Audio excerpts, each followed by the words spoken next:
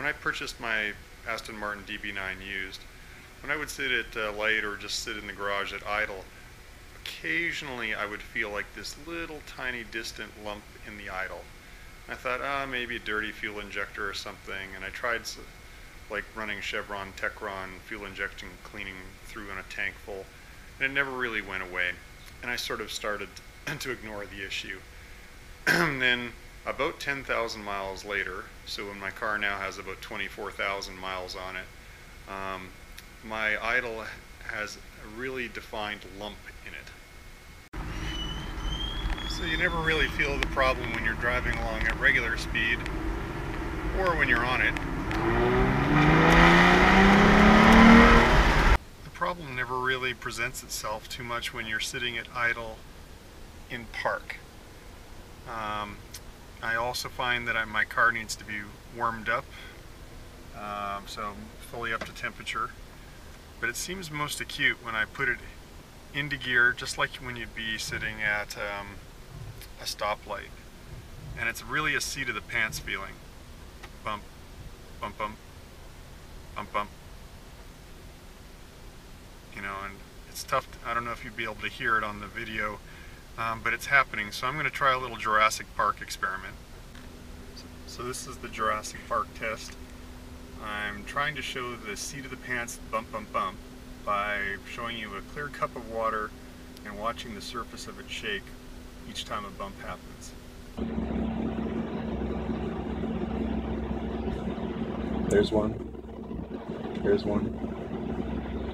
So one other way to determine that it's misfiring and getting a little information about which bank the misfire is in is to actually hold your hand at the exhaust and have an able-bodied assistant hold the car in drive, my able-bodied assistant wife Karen, and then have her yell bump or something each time it happens, and you can feel it.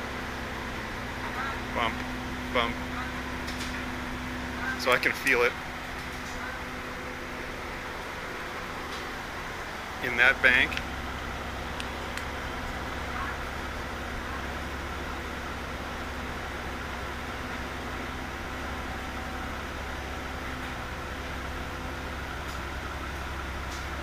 But I can't feel it in this bank.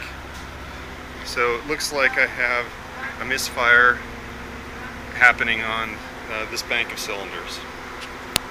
One additional way to really confirm that you have a misfire going on is if you have a OBD2 reader like I have here. You can actually tap into the car's electronics through the OBD2 port and actually look at the misfire count. The engine's really sophisticated, the computer. It has a neural network. It's actually monitoring misfires because it's actually going to try and save the engine. If it sees one cylinder misfiring more than 1%, so more than 1 out of every 100 fires, it's going to shut the cylinder down because it doesn't want the unspent fuel puking into the exhaust and maybe burning up a catalytic converter or doing much more expensive damage. So I'm running my OBD reader here over, and yours might be different, but you can check out my other segment on how to get your this particular OBD and get it linked up to your car. And I'm going to run the monitor test, and Aston isn't listed here, so I'm just going to set escape, then a key to continue, and then it's going to give me a list of onboard monitors that it keeps track of. And lo and behold, there's all 12 misfire cylinder data. So I'm going to go up to cylinder 1 and select it. And I'm going to do the second option, misfire count last. That's since the car has started, how many misfires have occurred. And up here at the top, 9. So it's not 0, but anyways, that's cylinder 1. Let me go down to the one I know is my offending cylinder, cylinder 5. Misfire count last, 723, and that's in about the 10 minutes the car's been on. So that's pretty severe. If I go back and I look at another cylinder, cylinder 6, and 19. So none of them are exactly 0, but I got to think that the malfunctioning of 5 may be bleeding over and screwing up the others. My one cylinder that's the healthiest is cylinder 4. That's the one that the dealer, just before I purchased it, changed. And it has 2. So I think it's time to do a whole set of coil packs. Basically I've gone down and checked all of them. Cylinder 5 is 7 or 800 now. The rest are in the 10 or 20 zone. So it's happening on almost every cylinder other than cylinder 4, which was replaced a couple of years ago. So this is a way to confirm through the computer that you've got a misfire situation. Now, it doesn't mean that it's the coil packs for sure, but it's a pretty strong indication since that's such a common problem. So at this point I pulled my baby into the garage. I'm going to do a coil pack, spark plug, intake manifold gasket, positive crankcase ventilation pipe.